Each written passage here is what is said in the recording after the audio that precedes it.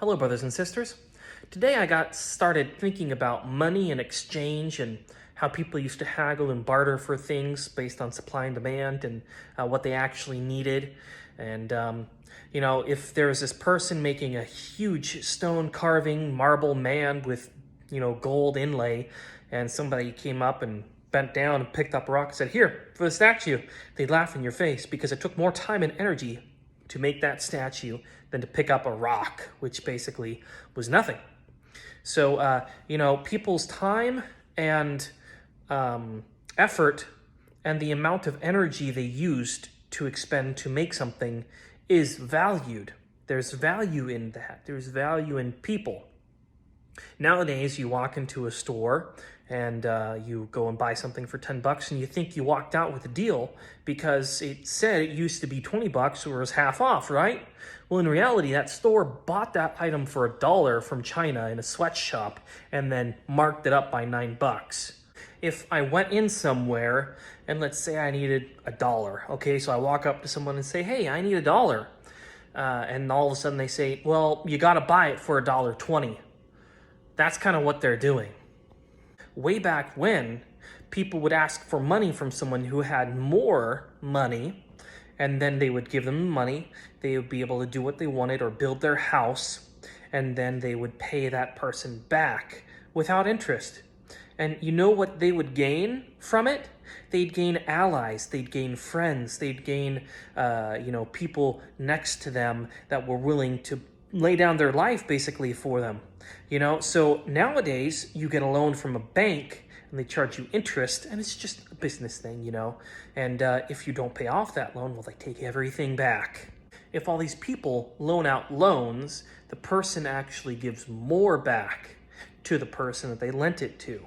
Now, if those people loan loans out to other people, they are getting more money than what they gave. So it all trickles up to the loan givers, and who has all the money? If you have a whole bunch of diamonds and gold in a planet, it makes it to where everyone is able to have diamonds and gold. But if people or one person takes in all the diamonds and gold away, less people have diamonds and gold, so therefore it costs more, it's more rare. You pay more for more rare things.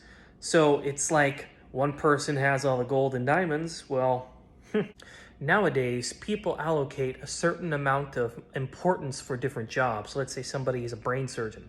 They are paid more, they're more experienced for that job. Let's say somebody does lumber, they're a lumber miller, and so they get a lot more money because it's a lot more rigorous or strenuous job. And you got some person, flipping burgers for a living, So they are not as valued as much as the person who does the lumber, okay? But when you think about it, that person who goes and does the lumber goes over to the burger joint to buy a burger, and if they want burgers, then they should be able to be paid enough to live instead of being impoverished. God said in the Bible that every 7 years, everyone was supposed to drop the loans that they gave to everyone, forgive everyone else's debt. That way, everyone would be a little bit more equitable. In this banking system that we have nowadays, there's a lot of people with money, and then they control the money. They loan out the people who they want to loan out to, and if they think that it's, they're going to get something out of it. If you don't generate something or provide a service to other people, you are actually a hindrance to other people, unless, let's say, you're disabled, in which case people who are disabled should be taken care of, or elderly who can no longer work, they should be taken care of. So if there's not a lot of diamonds around, they're rare. It kind of reminds me of Aladdin. He walked into this lion's mouth, and the roaring lion represents Satan, and it said not to touch anything. This lion had all this gold and plethora of riches laying around, but you couldn't touch it. It kind of reminds me of Pan's Labyrinth, that creature with the eyes on its hand. You couldn't take any food off its table, or else it would kill you. So it had all the food, you had no food. It had all the riches, you have no riches. So Aladdin goes into this thing, he's tricked by Jafar with the snake man, it kind of represents Satan as well, and try to get this lamp in order to have all his wishes fulfilled. So, who represents God in Aladdin? Well, certainly not the genie. The genie represents a jinn, which equals an evil spirit. I believe God represents Aladdin in his poor state when he broke the bread and gave it to the poor children to eat. And now, esteemed Effendi, we feast, all right.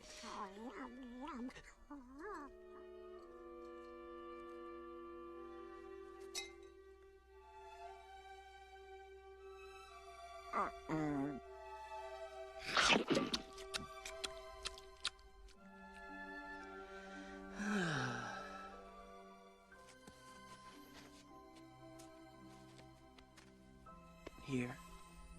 Go on, take it.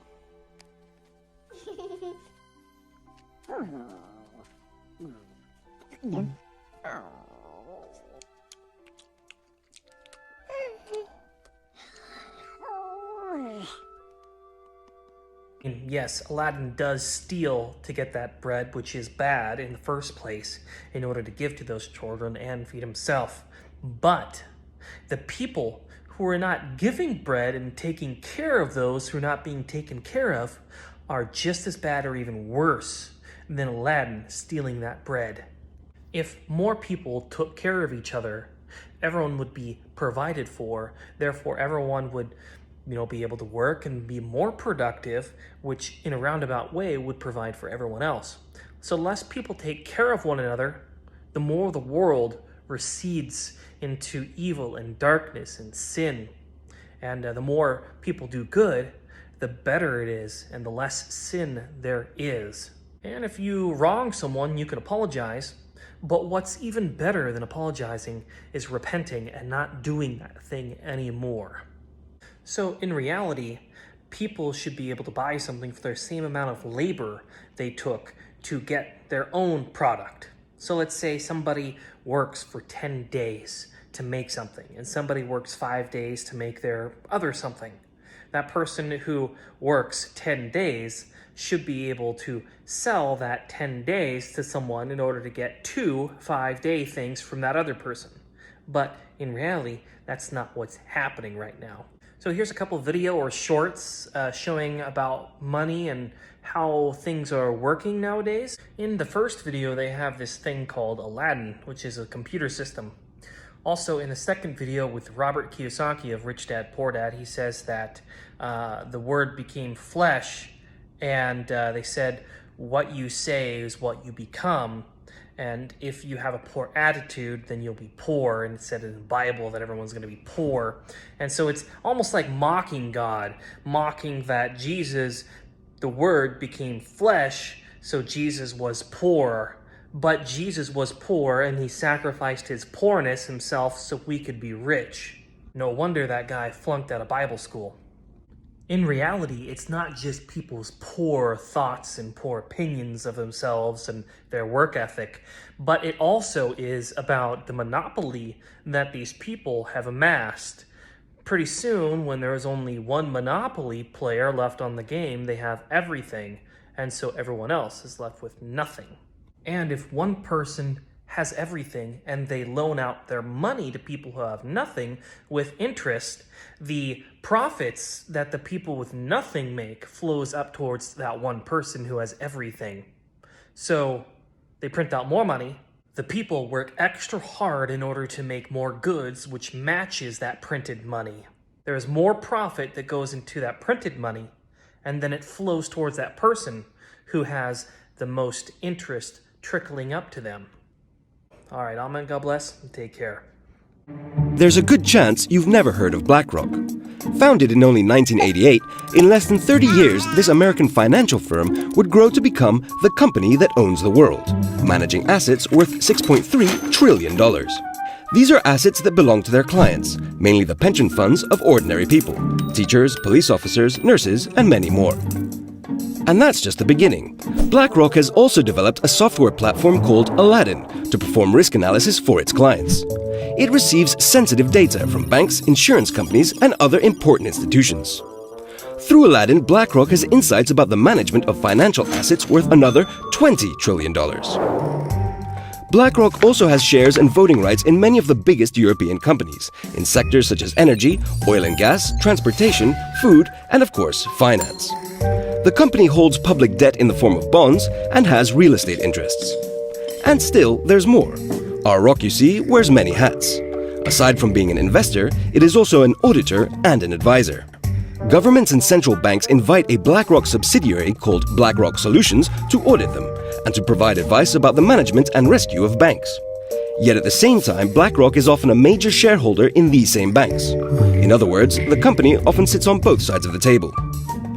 BlackRock Solutions gets privileged access to highly sensitive information that could be valuable to BlackRock itself. Does this constitute a conflict of interest? No, says BlackRock, which claims that the company has established Chinese walls between its different subsidiaries. In January 2018, BlackRock's founder and chairman, Larry Fink, sent a letter to all of the CEOs of the companies BlackRock is invested in, asking them to do more than deliver financial performance and make a positive contribution to society. So BlackRock not only owns the world, it also wants to save it? I go home and ask him, said, why don't we learn about money in school? And he looked at me and says, because the government doesn't let us teach that subject. The government tells us what we can teach and what we can't teach. And I thought that was strange. And I said, but aren't we going to school to learn about money? He says, no, your job is to get a job. I said, but you get a job to earn money. He goes, no, you're supposed to just get a job. And I went, no. Isn't the purpose of a job to earn money? He goes, you're correct. I said, so why don't I just learn about money? I can skip the job part, And he got flustered and he said, if you want to learn about money, why don't you ask your best friend's father about money? And I said, why? That's Mike. So why ask him? He says, because Mike's father is an entrepreneur. And I said, what are you? He says, I'm an employee. I'm a government employee. And I went, oh, what's the difference? He says, the difference is an entrepreneur must know about money, or they're no longer entrepreneurs. And he says an employee doesn't have to know anything about money, because the government will take care of them, the company will take care of them. So I'm all confused. But I took my dad's advice and I trundled over to Mike's father's office and knocked on his door and I said, hey, I'm here, 9 years old. Teach me about money. He says, beat it, kid, But that's where the story of Rich Dad, Poor Dad started. And finally, through persistence, my rich dad started teaching me about money on one condition. And that condition was he would never pay me. He says, the moment I pay you, you think like an employee. He says, that's the trap. Entrepreneurs work for free. And now I'm 9 years old, my head's cracking in half. He says, you never want a paycheck. You understand that, kid? I said, okay, I got it. And he says, well, how do I make money? He says, that's what entrepreneurs figure out. He was like, so how do I learn about money? So he would just break out a Monopoly game board. So I would work for free. I'd pick up cigarette butts, and he had hotels and restaurants, and I would clean and do menial tasks. And as I got older, I started getting into office work and marketing and accounting, and I was an apprentice basically, but I always worked for free. And he would teach me about money, but the way he taught me about money was playing Monopoly. And finally one day I got upset. I said, well, when are you going to teach me about money? He says, what do you think we're doing? We're playing Monopoly. He goes, no. What do you think we're doing? We're playing Monopoly. He says, what do you think we're doing? So I don't know. I'm teaching you about money. And then that's when, you have one greenhouse. He says, there's many formulas for great success in money. There's thousands of them. But one of the best ones is found on the game of Monopoly. It still is today. 4 greenhouses, 1 red hotel. I said, what? He says, one of the greatest ways to acquire great wealth is playing Monopoly in real life. 4 greenhouses, 1 red hotel. Is that all there is? He goes, that's it. And he says, what do you think I'm doing? And I went, I don't know. So then he took me out and he showed me his greenhouses. And 10 years later, when I was 19, I was now in school in New York, and I come back to Hawaii, and Rich Dad had bought the biggest piece of land smack dab in the middle of Waikiki Beach. And when you go to Waikiki Beach today, you'll see the Hyatt Regency Hotel. That was his hotel. Just like the game of Monopoly. Just like the game of Monopoly. Acquired assets and they became bigger assets. He just kept what's called an assemblage, because that property wasn't that big at the time. So he had to buy out all the small guys. Because Waikiki was a little dirt water little town. So he'd buy out this shop owner and buy that shop owner. And it took him a while, but he finally assembled this large piece of property. And then he and Hyatt put up this giant hotel. You know, It just sold for $800 million. So that's how I learned about money.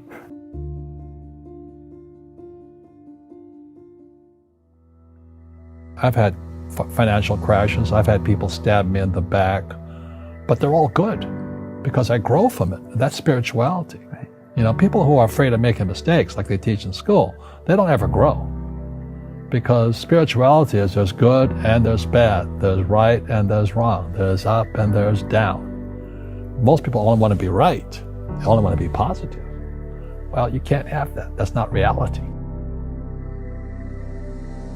Well, I wasn't poor by most people's standards, but I came from a family with a poor attitude, if you know what I mean. Because rich, poor, middle class, poverty starts with a fundamental attitude. Poverty is passed on. It's taught in your families. And middle class is taught in families. And so the people right now who are sitting at home, who are struggling financially or worried about money or unhappy, they may be making a lot of money, but unhappy with what they're doing, it was probably taught to you.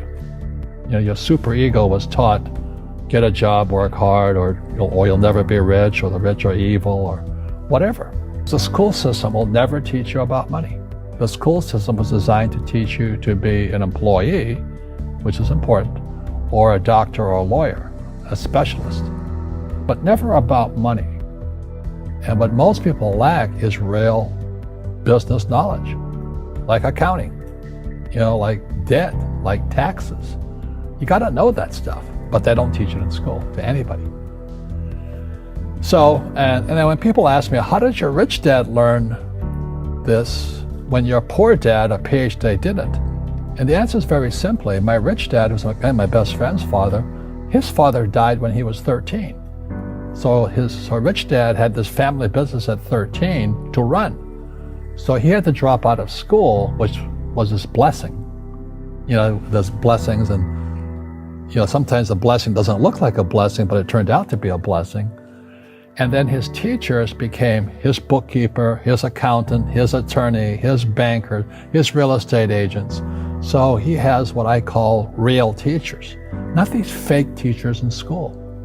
You see, most teachers in school, they're out of ethics. They teach subjects they themselves don't practice. I asked the teacher, I said, you know, I'm in my third year of calculus now. It was called strength of materials. I said, am I ever going to use this stuff? He goes, no. You know, I said, why do you teach it? He says, because I get paid. I said, do you ever use it? He goes, no. And that's why, you know, you have to, in life, one of the things I suggest to people, you got to find a real teacher versus a fake teacher. And a fake teacher is somebody who doesn't do what they teach. And a real teacher is doing what they teach every day. So my accountants, my attorneys, they're in it every single day. That's how I learn, because every day I'm solving problems in my business. So I have accountants and attorneys and bankers and all these people on speed dial because I'm solving problems with my team. I see you giving this knowledge out, and Yeah. do the rich people cringe and say, don't tell them that, Rob? Yes. Don't tell people what you know. Right. Keep them poor. But, you know, unfortunately, the poor, as was in the Bible, I'm not real religious, the poor will always be amongst us because it starts up here. Right, it's that fear mentality. It's in their words, you know, and the words become flesh. Again, I'm not really religious. I flunked out of Sunday school also. But when they say I can't afford it or I can't do that, they go down. They become what they say. My PhD dad, he says, what do you think I am, made of money? I can't afford that. And my rich dad would say, that's why he's poor. Poor people say, I can't afford it, I can't do that, I don't have time. Because it's an escape. It's an escape. You know what I mean? It's easy to say, I can't afford it. And your rich dad used to say what instead of, I can't afford it? How can I afford it? How can I do that? You know, what would it take? Or why should I do that? He says a question opens the mind, a statement closes the mind. See, when you say, I can't afford it, your mind shuts down and you become what you say. Rugby is a team sport, but so is soccer. The rules are different. And other people are golfers. They play by themselves. And so everybody's different. So my game financially is business, number one. Second is real estate. So what I say to young people is, you find your game.